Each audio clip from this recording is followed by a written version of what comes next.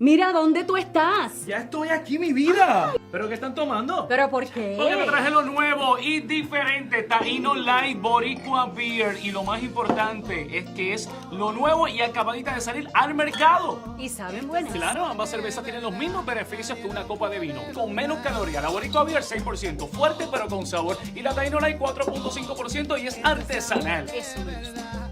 Somos familia, calidad y sabor. Visita boricuabeer.com.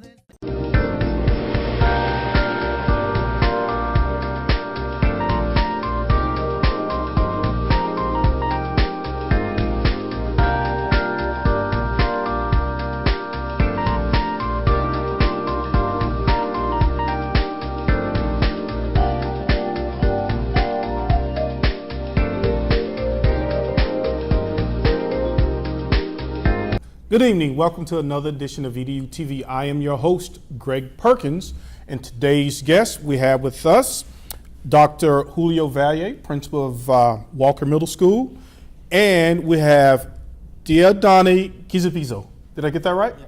All right. Okay. We pride ourselves on having diverse people that come on this show. We interview teachers, we interview superintendents, principals, all things dealing with K-12 education. And I met this young man at an award ceremony by the state, and I said, wow, what an interesting story. Before I ask Dieudonne some questions, Dr. Valle, tell us about the award he received and why he was chosen. Well, the recognition was at the State Board of Education meeting, which was held here in Orlando for the month of May. And we were asked as principals to submit to nominate students that has been an example in terms of leadership and academics, could be overcoming adversities, and names were submitted, and there was a committee of people that did select Dieudonne out of the all the names that were submitted. Now, as a reminder, we have 200 schools, about 200 schools in Orange County Public Schools, and so on the day of the State Board of Education meeting, Pam Stewart, the Commissioner of Education, recognized Dieudonne for his leadership and his academics in terms of having a 4.0 GPA and being a student leader at Walker Middle School. Okay, and the reason, folks, I thought this was so interesting, Dieudonne is from Rwanda, okay? You grew up in a refugee camp in Rwanda, right? So give us a little history about Rwanda, how you grew up, and how you got to the United States. My parents were born in Congo. Okay. Yeah, so Congo had a problem with wars, right, racism, and they have to go to Rwanda so they can travel, stay there for months or years. Mm-hmm. Yeah, so I grew up, I was born in Rwanda, mm-hmm. yeah, and I was raised there. Yeah, in a refugee camp? Yeah. Now what exactly is that? You kind of like, you have the houses here or the apartments here in the United States. So what was the housing like there at the refugee camp? The houses right there was tents. Okay. So yeah, you have to build trees, and mm-hmm. you have to put tents on the top. Yeah, okay. So it was different there. So the family would actually have to go and gather its own materials and build a tent? Yeah. Okay, all right. Ladies and gentlemen, Dieudonne is a 4.0 student. So how long have you been in Orlando? I've been here for almost 2 years. 2 years, okay. And so when you came here, did you know a lot of English or no? No. You didn't know any English? What language did you speak? I was speaking, Rwanda was my first language. I can either speak Swahili and Kirundi. Okay, Swahili and Kirundi. So now you speak 3 languages, including English? Yeah. Okay, so you get here, you're on a plane, and you get to the United States. Now, when you got here, was the United States everything that you thought it would be? Like a lot of times people say, oh, I got to get to the United States, they got all this stuff here. Was it everything you thought it would be when you got here? Not exactly, because okay. what I think it was going to be, it'd be much better than I think it would be. Okay, tell me how. Because when I came here, I know that I'm going to get water. Maybe I'm going to go outside. I know I'm going to have to go walk miles to find water, but mm-hmm. I have it inside my house, so that was a good thing to have. Yeah. Okay, so in Rwanda, you guys would normally have to walk and get clean water, but here you can just go and turn on the faucet, huh? Yes. All right, and so we were talking earlier, and you have an American habit already. So you drink more water now, or you drink more soda? I drink more soda. All right, don't drink too much of that stuff, man. And we have like a lot of different sodas, right? Yeah. Okay, so there, the school, tell us the differences in the school that you went to in Rwanda and how the schools are here in the United States. Right there, the school is so small. Okay. Yeah, in one class you have to be like 46 kids. 46 kids in Yeah, one classroom? Yeah, but right here, Is everybody the same age? no. No, different ages? Yeah. Really? Yeah, you From- can- Go ahead, I'm sorry. Like in 5th grade, you can have like some people who have like 18 years. And What? Yeah, you can have some who are like 11, 10. Oh, Yeah. wow. And some can be like 15. Most of them I have like 15 or 14. Yeah, but you guys all do the same work though, right? Yeah, some more. So those 11-year-olds, like yourself at that time, you guys have to be pretty smart to keep up with the 15-year-olds, huh? Yeah.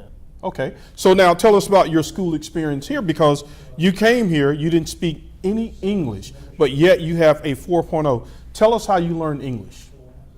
How I learn English, I actually like stay after school. Okay. Yeah, I do those programs on computers. Yeah, and I always wanna improve my English, so that really helps me. Okay. And what's your favorite subject in school? I understand that you've been accepted to the aviation program at Oak Ridge High School next year, so you're gonna be in high school. Yeah, Yeah. So, and you've been accepted into the aviation magnet. So I think you told me you want to be an engineer. Is that because you like math and you like building things? yeah. Okay. All right. So tell us about your classes at Walker. Were you surprised that you would change and have so many teachers in one day? Yeah, I was surprised. Yeah. Yeah. Okay. Because right there, you can have like one teacher to the whole, like maybe 7 hours or 8. Mm-hmm. But here they have always to change. Yeah. And I love them. Yeah. Now, do you like that system better of changing different teachers? Yeah, I love it. Okay. Okay. So what has been like the hardest thing that you think you've had to face just being here in the United States? Are you able to kind of fit in? Or are people interested in say, oh, where you come from and why do you talk like that? Yeah, I struggle learning English. Mm-hmm. Yeah, but people will go to me here and do it nice. Yeah, and some of the teachers, yeah, like they were proud to show me the ways that I can improve my English. Oh, that's good. That's good. Now, I understand that you have brothers and sisters. How many brothers and sisters do you have? I have 4 brothers and 1 sister. 4 brothers and 1 sister. Okay, very good. Now, Dr. Valle, in addition to students like Dieudonne, there's an influx of languages of kids from all over the United States. So how are you guys as a school system or as a school dealing with that? So, you know, in Walker Middle School, we're really pride in having people there that have the heart to really connect with students and build relationships with students. You're absolutely correct. And the area that my school is located in, of course, in our entire district, we have it's a melting pot Right. of individuals. So we have ESOL students whose first language may be, for example, where Dieudonne is from Rwanda, but we have students that come from many different Spanish countries. We have students from the Middle East. And so in Asia, I mean, we have the gamut. Mm-hmm. So I think one of the things that we really do is to really hone in on the strategies that we're utilizing in the classroom to be able to impact education instructionally in terms of utilizing strategies that will be best for all kids, but especially for our students that are learning the English language. Dieudonne, you know, he stood after school to learn the English language, utilizing programs such as Imagine Learning, for example. However, there were also a lot of times where he would stay with his language arts teacher, his reading teacher, and he would ask for even more things to be able to learn the language. Golly, dude, are you asking for more work, man? Yeah. Oh, okay.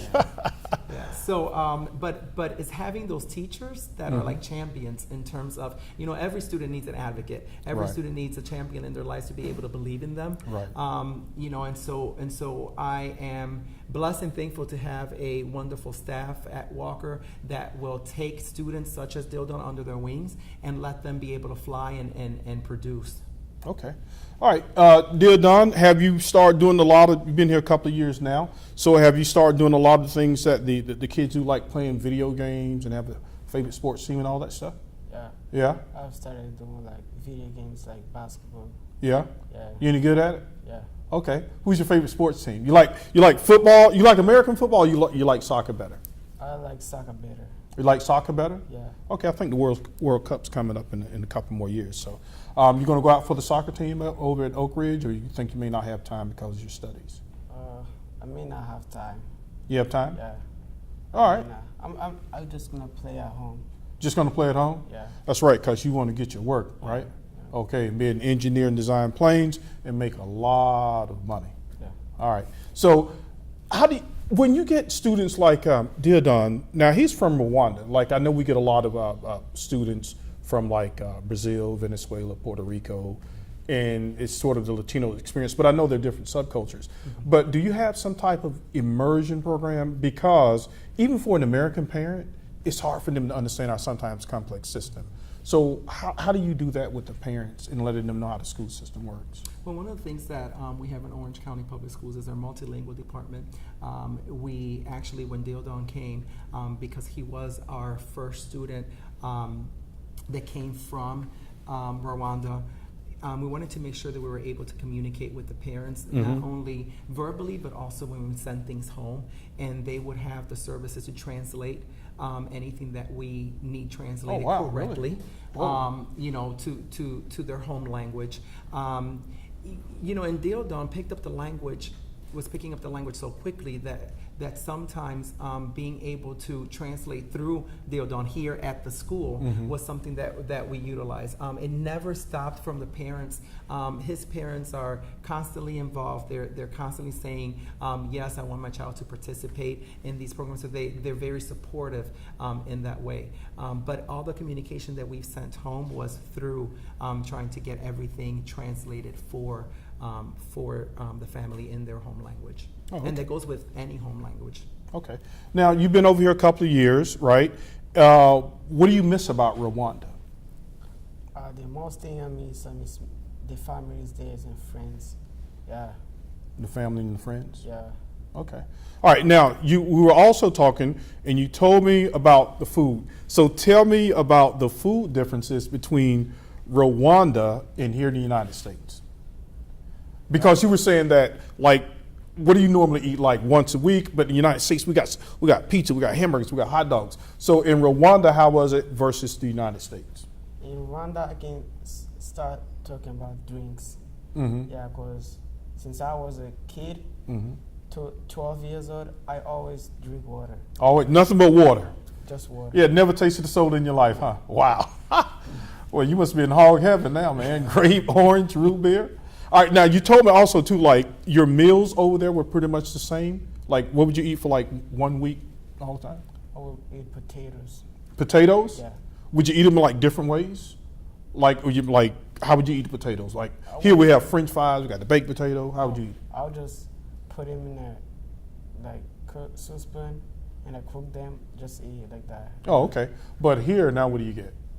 McDonald's? Yeah, McDonald's. The 2 for $5? Yeah. Yeah, I like that too. All right, that is great. So you're happy to be here. There are some things that you do miss. And also, you've had a chance outside of Orlando. Where else have you been in the United States? I have been in Washington, D.C. Washington, D.C.? Yeah. Oh, okay. What did you think Washington, D.C.? Was it pretty cool? Yeah, it was good. You get a chance to see the president? No. You didn't see the president? President needs to meet you. Close. You were close? Yeah. Oh, very good. Very good. Okay, folks, thank you for joining us. Thank you, Dieudonne. You're a sharp guy. Keep up the good work. And Dr. Valle, you're a superstar in your own right, so we're going to keep you over on the second segment. Hey, folks, stay tuned with us, and then we're going to have a talk with Dr. Julio Valle, principal at Walker Middle School. Synchrony Financial está contratando a representantes bilingües de colecciones en Orlando. Ofrecemos un salario inicial competitivo, incluyendo bonos mensuales hasta $1,200 y un paquete de beneficios integrales, cuales se inician desde el primer día. Aplique hoy en synchronycareers.com, que es SYNCHRONY careers.com, o envíe por texto el código SYF103 al 90206. Repito, envíe el código SYF103 al 90206. Welcome back with Dr. Julio Valle. He is the principal at Walker Middle School, and of course I'm Greg Perkins, your host, and we do all things K-12 education. Dr. Valle, I read your Vita. You are an impressive young man. Okay, what inspired you to get involved in education, to become a teacher, to become an administrator? You know, I always had a passion for teaching, helping people. And so I started off very early at in my undergraduate, being a tutor, helping with math. Math just happened to be the vehicle that I was good at. Mm-hmm. And so it was just connecting with people. And I truly have enjoyed that. And over the years, being a teacher, being an administrator, that connection with people actually has gotten stronger throughout the years. But I absolutely enjoyed seeing people get what they didn't understand, collaborating with people, getting people to a better state, whether it's from teaching kids at the high school level or the college level understand, for example, content such as math, or even helping teachers get better at their craft and their profession of teaching. So it's just a calling that I feel that I have in terms of helping people move from point A to point B. Right, and we really need that. Now, you are at Walker Middle School, and Orange County has a lot of, I guess what people call urban school districts, which brings on a lot of diversity. So you may have everything from rich to poor kids, and then you'll have a bunch of dynamics in there. So tell us about some of the initiatives that you have going on at Walker, and just tell me how you're getting teachers to buy in to some of the programs that you have there. Walker Middle School is situated in a community of great people that care a lot about students, about the kids there. We have several different initiatives going on at Walker based on the needs that we see for our kids. This year, actually, we're opening up Spanish classes. Okay. We have Project Lead the Way, which is an engineering type of class. Okay. We're opening up a computer class for our students to be focusing on getting prepared for that computer technology courses that they end up getting credits for at high school level. We have a dance program. We have band and chorus and orchestra. And of so course, you're combining the academics and the culture. Absolutely. And then, of course, Walker, over the course of the years, has always been known for their athletics. And so we have a pretty strong athletic program as well at Walker. But it is a school where it is a joy and an honor to be there every day, really connecting with our students and our parents.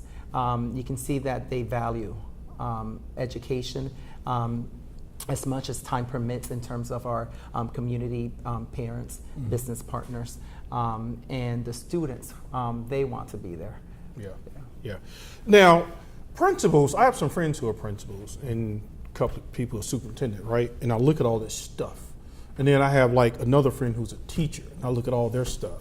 I'm like, my God. Like, how do you do all this stuff but still maintain your passion? I mean, how do you find a balance with all of that?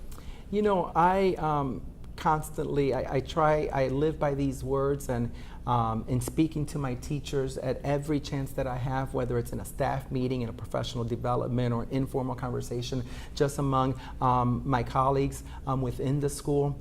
You know, we really take pride in educating our children like they're our own children.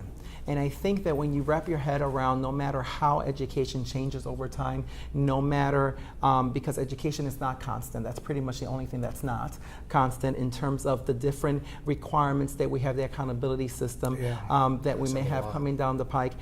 If you just look at it in terms of, we do what's right for kids at all times. We teach them, and we teach them to the standards that we have, the curriculum that we have, then all else will fall into place when we do right by the kids. And so to me, I wake up every morning not thinking about paperwork or things that I have to do. Because it's your passion.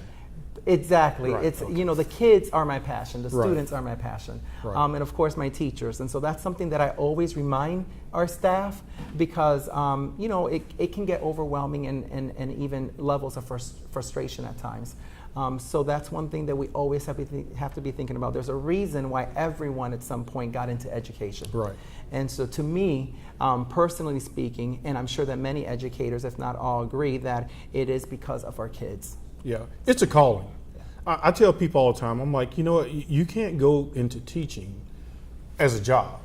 It has to be a calling because you're more than a teacher. Right. Okay? Because we just had Dieudonne on last segment, then you have to try to understand his culture, then you have to reach out to his parents. Now, you had mentioned that you guys are going to start Spanish. So is that to teach kids whose English is first language, to teach them Spanish because of the different languages that we have here in the state? So we have different levels of Spanish classes. One will be for Spanish speakers, so those students that are already speaking the language at home get to perfect it, get to write it and read it, because some students know how to speak Spanish or may understand it because maybe they were born here, but don't necessarily know how to speak it or how to write it grammatically correct. So they have different levels of Spanish, but it's also, we have classes that will be available for those students that don't understand or whose first language is not Spanish at all. Right. So they'll be able to learn a different language. So there's different world languages that the different schools offer. You know, in our community,